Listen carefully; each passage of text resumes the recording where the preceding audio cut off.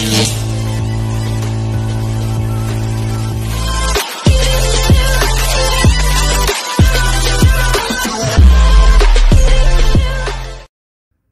back to my channel mga tropa, kumusta po kayong lahat? So for today's video, gusto ko pong i-share sa inyo yung mga bagay na iwasan nyo po pagka nandito kayo sa Canada, or kung mga bago lang kayo dito at nagsisimula pa lang kayo sa Canada. So gusto ko pong i-share sa inyo yung mga bagay na iiwasan ninyo nang sa ganun is maiwasan nyo po na magkaroon ng problema, especially sa financial. Dahil alam naman natin lahat na ngayong 2024 is talagang medyo mataas po yung cost of living dito sa Canada ngayon. So yung rent nagsitaasan at yung ibang mga bilihin nagsitaasan na din po dahil sa inflation. So gusto ko pong i-share sa inyo yung mga bagay na iiwasan ninyo nang sa ganun is syempre, like I said, maka-iwas tayo sa problema ng financial. So kung meron kayong mga mag-anak dito, mga kakilala, kaibigan na pwedeng tumulong sa inyo sa oras ng kagipitan, so napakaswerte nyo po dahil hindi po lahat ng pumupunta rito sa Canada ay may mga kakilala at kamag-anak na maaaring tumulong sa kanila sa oras ng kagipitan. But syempre, yung mga kamag-anak ninyo may kanya-kanya din namang responsibilidad yon, may mga gastusin, kaya walang ibang tutulong sa atin dito sa Canada kundi yung sarili natin. O walang masama sa pakikipagkaibigan, but syempre yung mga kakilala at kaibigan natin may kanya-kanya din po yung mga pinagkakagastusan, kaya napaka-importante po talaga na meron kayong savings dito sa Canada. So ayun guys, ano ba yung mga bagay na iiwasan mo nang sa ganun ay makaiwas ka sa problema ng financial. But before anything else pala mga tropa, 512 subscribers na pala tayo. Gusto ko pong magpasalamat sa inyong lahat at sa mga bagong subscribers. Maraming salamat po sa inyong lahat mga tropa. So ayun, number 1 na iiwasan mo kung ikaw ay bago pa lang dito sa Canada is yung swipe ka ng credit card mo. So yes, madali lang mag-swipe basta mataas naman yung credit limit mo, yung mga latest na gadget na yan, mga mamahaling designer brand, madali lang bumili niyan basta may credit card ka lang. But yung problema dyan is yung pagbabayad. Kasi mga tropa, bakit napakahalaga ng may ipon dito sa Canada? So once na mag-a-apply na po kayo ng PR, kailangan nyo po ng funds. So kailangan nyo magpakita ng pera, katunayan na kaya nyong mag-survive dito sa Canada. Meron kayong pera, meron kayong ipon. So ayan po ang importansya ng meron kayong funds at savings. Kaya yung paggagastos dito sa Canada, hinay-hinay lang po. So yan po ang isa sa iiwasan ninyo, yung sobra sa gastos, dahil yan po yung magpapahamak sa inyo in the future. So alam naman natin lahat na medyo mahirap magbayad ng utang once na nabaon ka na. So ayan, number 1, wag sobra sa gastos at wag yung luho masyado. So pwede naman bumili ka nung paminsan-minsan, paunti-unti, wag lang yung sabay-sabay kasi ako meron akong mga kaibigan, mga kakilala na syempre kami nagkukwentuhan minsan. So dumating sila sa point na nabuon sila sa utang dahil nga nawili sila na mag-swipe dahil nga kayang-kaya naman doon sa credit limit nila. So yung problema is yung pagbabayad. So ayun guys, lesson learned yon. Gusto ko i-share sa inyo na wag po kayong sobra sa gastos kapag bago lang kayo dito sa Canada.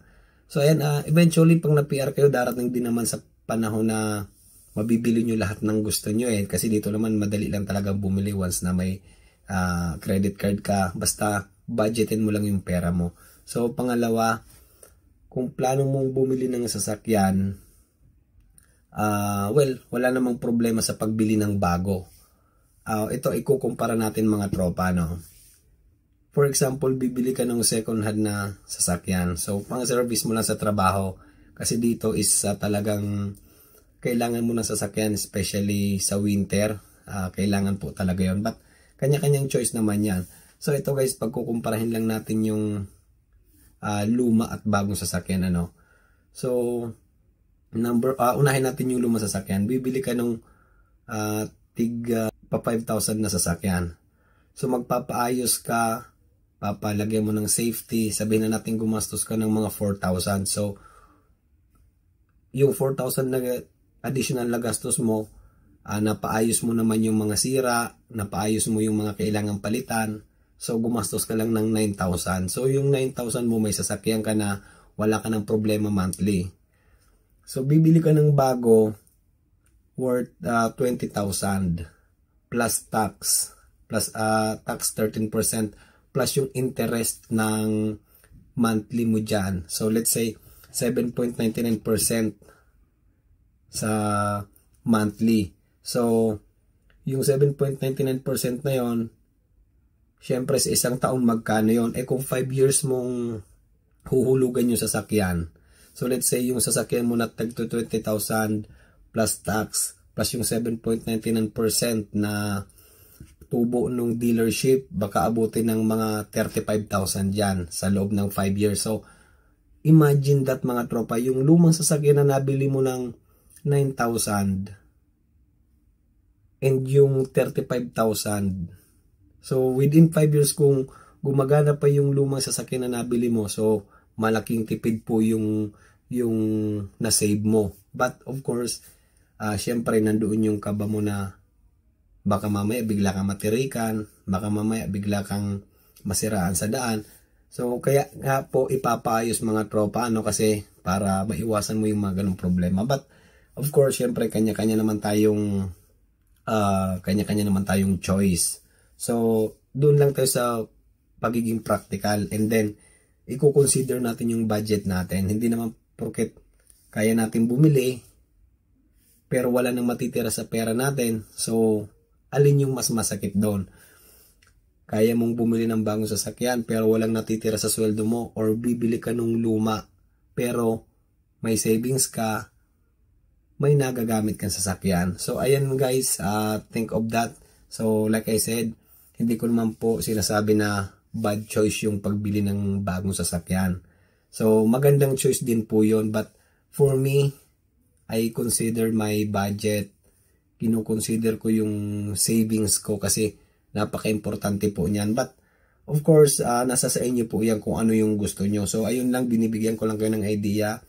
So, kung gusto nyo yung bago, wala naman pong problema doon. Kung gusto yung luma, wala naman din pong problema doon. So, magandang choice din po yun. Basta, i-check nyo ng maayos, and then, palitan nyo yung mga kailangan palitan sa bibilhin yung lumang sasakyan. Kasi, syempre, gamit na yon, hindi natin alam yung history nung unang may-ari nung kung paano niya ginamit. Pero may mga mabibili pa din naman tayong mga magagandang klase ng sasakyan na second hand na, kasi yung kaibigan ko second hand yung nabili niya hanggang ngayon maganda pa rin naman.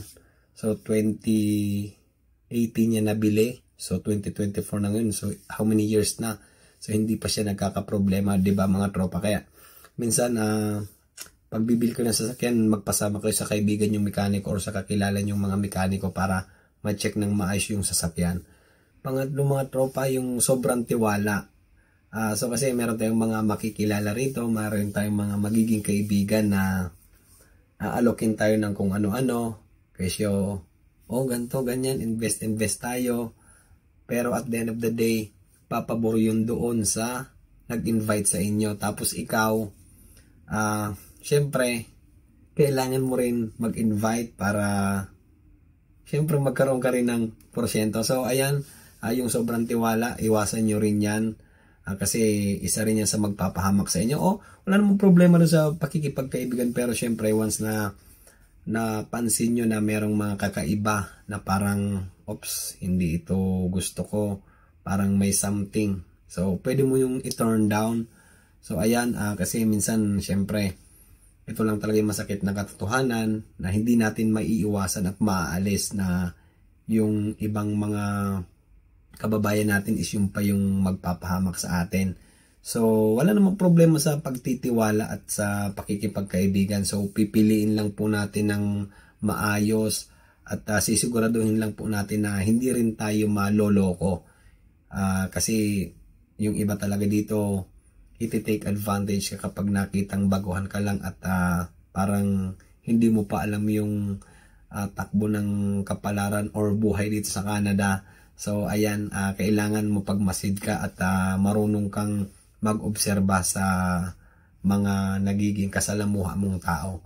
So ayan guys, ang isa sa iiwasan din ninyo at nang sa ganun is syempre maiwasan natin na tayo ay maloko ng ating mga makikilala rito. So ayun, ayun lang guys yung gusto kong i-share sa inyo sa mga baguhan dito sa Canada at sa mga gustong pumunta rito sa Canada. So ayan, ayan po yung gusto kong i-share sa inyo. At kung nakarating ka po sa part ng video natin ngayon, gusto kitang pasalamatan at kung hindi ka pa po nakapag-subscribe sa YouTube channel ko, so pinutin mo na po yung subscribe button at yung notification bell para updated ka po sa video natin. So ayan guys, hanggang dito na yung vlog ko. Gusto ko po magpasalamat sa inyong lahat at kita-kits po tayo sa next video.